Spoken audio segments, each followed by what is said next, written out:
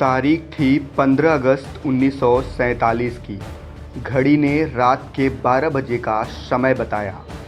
जब दुनिया की आधी आबादी नींद के जद में थी तो भारत खुली आंखों से आज़ादी के चिर प्रतीक्षित सपने को सच होता देख रहा था। आधी रात को विश्व के इतिहास में भारत ने सुनहरा हस्ताक्षर किया। देश के पहले प्रधानमंत्री पंडित नेहरू ने अपने ऐतिहासिक भाषण एड्रेस्ड विद डेस्टिनी की शुरुआत इन पंक्तियों से किया।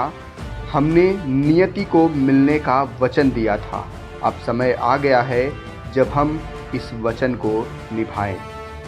बेशक आज़ादी का सुनहरा सूरज उगा, देश ने एक स्वर्णिम अध्याय का प्रारंभ किया, लेकिन आज़ादी की इस पटकथा का ये हैप्पी एंडिंग नहीं था।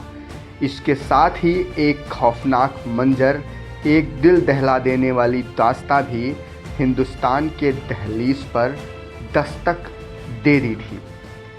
उस दर्द भरी दास्तां की शुरुआत होती है एक लकीर से, एक ऐसी लकीर जिसे चाक या मिट्टी से नहीं बल्कि खून की लाल स्याही से खींचा गया था। एक ऐसी लकीर जो लंबे समय तक न पाटी जाने वाली खाई का रूप लेने वाली थी। वो लकीर जिसने अखंड भारत को काटकर हिंदुस्तान और पाकिस्तान के रूप में दो देशों का तालीम गढ़ा। ये बंटवारा इतिहास के पन्नों में लिखी लाइन जितना सरल नहीं था, बल्कि यह खुद एक काला इतिहास था। महत्वाकांक्षी राजनीति के चेहरे पर पुती खूनी कालीख में डूबे इस काले इतिहास के कुछ पन्नों से आज आपको रूबरू कराऊंगा। धार्मिक आधार पर इस देश का बंटवारा हुआ और पंजाब को इसकी सबसे बड़ी कीमत चुकानी पड़ी थी।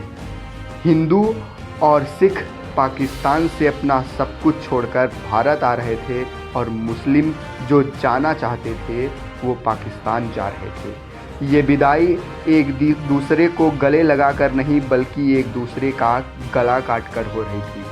पाकिस्तान स्पेशल शांति और अमन के साथ दिल्ली स्टेशन से रवाना हुई और पटियाला में इस पर हमला हो गया, जिसमें एक औरत और एक बच्चे की मौत हो गई। जैसे ही ये खबर कराची और लाहौर पहुंची तो पाकिस्तान में हिंदू और सिखों के खून की प्यासी तलवारें तिलमिला उठी। अंजाम ये हुआ, अमृतसर के लिए आने वाली ट्रेन को लाशों का ताबूत बना दिया गया।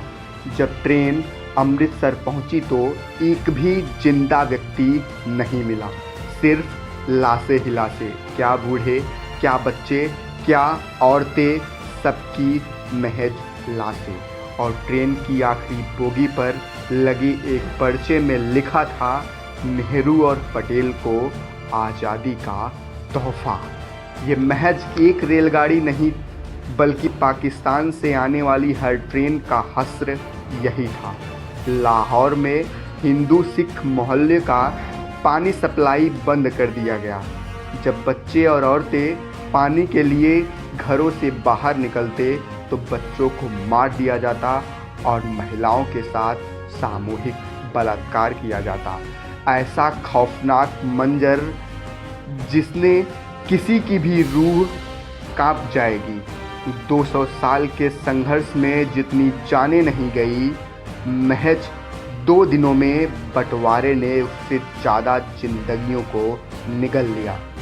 इस वीडियो के माध्यम से हमने आज़ादी के कुछ अनसुने पन्ने आपसे साझा किए हैं। आप अपनी राय हमें कमेंट बॉक्स में भेजें। चैनल